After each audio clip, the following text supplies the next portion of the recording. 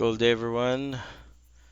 Gold day everyone. Tagal-tagal din tayo hindi naka-daily analysis. So, tonight, gawin natin sa gold. So, gold is now trading at 2,000, above 2,100. So, makita natin dito sa chart ko, meron tayong support, CPI support, and then the support na nag-create niya during 2030. So, ano ba yung 2030 na yun? So, the 2030 was the average, no? Parang nakita ko dito, parang average price kung saan nag-oscillate yung prices niya. Nasa psychological level na nung last week, dyan siya pa swing-swing. Diba? Yung nag-consolidate muna siya before breaking out and before breaking the 2050, 22, 2,100 na level. Okay, so meron din dito sa 2090 na level, so 2030 and the 2090 level, meron kang support.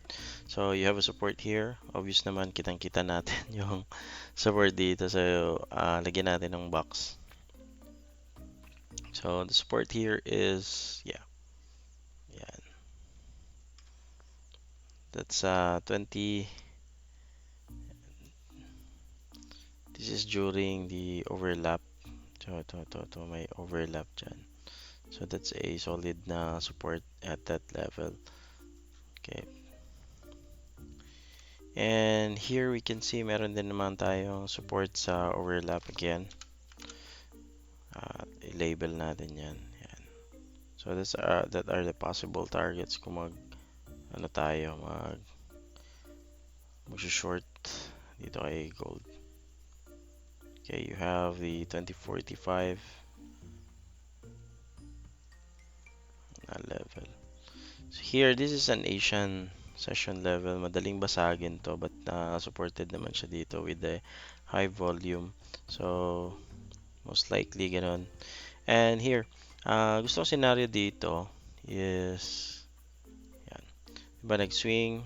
Okay. So, we have a high here. And then meron kang low. Then a higher high. And I expect na magkikreate ito ng higher low. So, if the higher low, then ganon. And if ever na basagin niya to, you could have a chance. No? Meron tayong chance pala na mag 2030. But unahin muna natin dito sa level na to. Yung break na to during the overlap, baka bisitahin yan sa 2,100 na psychological level. So, ipi-place na natin yung mga supports. So, you have a support. The first support na kailangan niyang anuhin is ito. So, you have a breakout here, SGC na breakout. So, if ever na yung 2120 na yan is dalawin ulit, meron kang makapal na dito, New York session, no? Pawala na yung session na to. You have a support here, pero Asian lang to, so madaling basagin to. So, lagyan natin ng rectangle here. So, you have a support here na pwede nating or kaya nating basagin, no? Alright. So, kayang-kaya basagin yung support na yan. This is a London support. Matagal din. Solid din yan. But itong Asian support na to, it is a weak support. You have a solid support in ito yung solid. High volume support. So, if ever na mabasag si high volume support, then the next support would be the Asian weak Asian volume weak support. So, weak support to. So, meron kang weak na support dito. Ayan. So, what happens to the weak support? Usually, yung weak support na yan is hindi mag-hold. And, yep. You have a higher chance of getting that 2080 na level. So, if ever na gusto nyo mag-raise ng malaki. So, if you want to short this one, so at the break of this, pwede kayo mag-enter. Then, the stop loss will be just above this London. Okay? So, ayun. So, you have a range. So, meron kang range dito hanggang ito. Sagad na natin sa 2080. Diba? But the safer cells, no, yung pinaka-safe na cells is the break below this high volume support, right? So, kung na-break niya dyan, and then the stop loss would be right here, and pwede tayong sumagad, no, yung TP natin. So, sagad tayo sa gitna. Sagad tayo sa gitna. So, you have two possible scenarios here. Ito, at saka ito. May dalawa yan.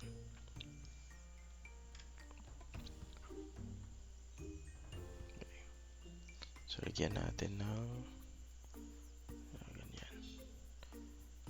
Right? So, cells lang muna. Tayo ngayong Tuesday. Gonna have cells.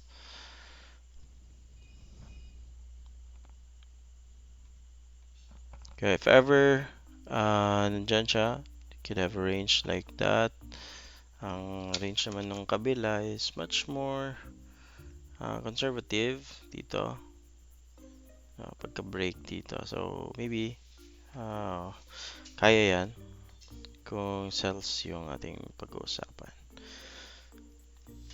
Okay, so I guess that's all for now. Ito yung magiging magiging guide natin. So I want the price to break this 2115 or 2114 para mag-bet tayo pababa. This is the safe cells, and aggressive ones are here sa 2119. So kung gusto mo tayo aggressive, pag hindi pa na-break yan, maybe mag-bounce yan, and then it could test the 2150 kasi yung 2150 pag hindi nangyari yan, the 2150 would be possible since yun yung monthly range. So kung titingnan natin siya sa monthly, meron kang range dyan, so 2150. Okay, so sa H4 so far okay naman. Sa 30 minutes yan, doon tayo nagplano, so that would be the plan ngayon. So yun yung mga magiging setup natin. So high raise sa 2119 and low raise dito sa 2115. Okay, so good luck everyone. I hope na may nakuha kayo dito at may natutunan kayo sa analysis na to.